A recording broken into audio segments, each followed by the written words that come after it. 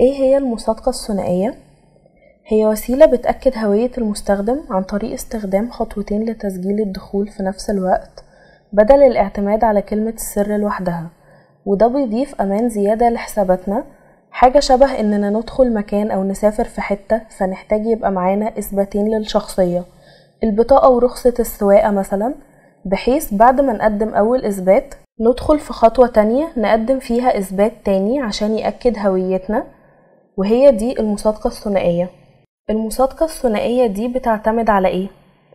أولا على حاجة نعرفها وهي كلمة السر، وثانيا على حاجة نملكها زي رقم التليفون أو الإيميل المرتبط بالحساب، أو جهاز زي التليفون نفسه، أو مفتاح USB مخصوص المرتبط بالحساب أو تطبيق مخصوص. إزاي بتتم عملية المصادقة؟ من خلال استخدام كلمة السر الصحيحة، وبعد كده استخدام طريقة من الطرق اللي قلنا عليها من شوية، وهنتكلم عن كل واحدة فيهم وإيه الفرق بينهم.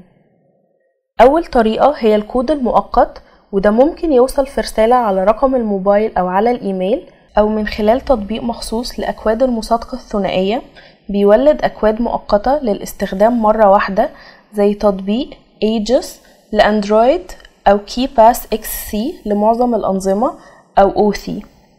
في كمان طريقة وهي استخدام جهاز مخصوص زي YubiKey أو بدايله مفتوحة المصدر، وده بيتركب للجهاز زي أي فلاشة عادية ويأكد شخصيتنا من خلال البصمة مثلا.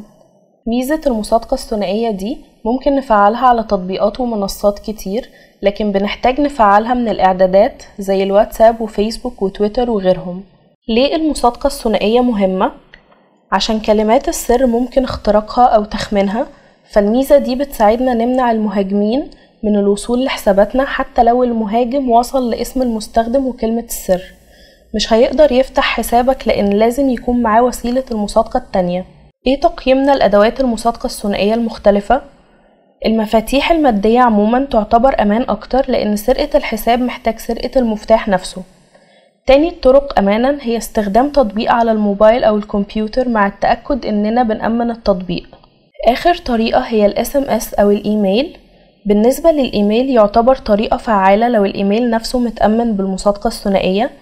أما الرسائل النصية ال SMS فهي أمان بس في حالة التأكد من سلامة الخط الشخصي وعدم سرقته أو تحويل رسائله على رقم تاني أو اعتراضها. وياريت ما ننساش ناخد نسخة احتياطية من مفتاح توليد الأكواد اللي بيظهر مع تفعيل المصادقة الثنائية، عشان لو طريقة المصادقة ضاعت ما نخسرش حساباتنا. انشروا الفيديو ده في كل حتة وساعدوا أصحابكم يأمنوا حساباتهم.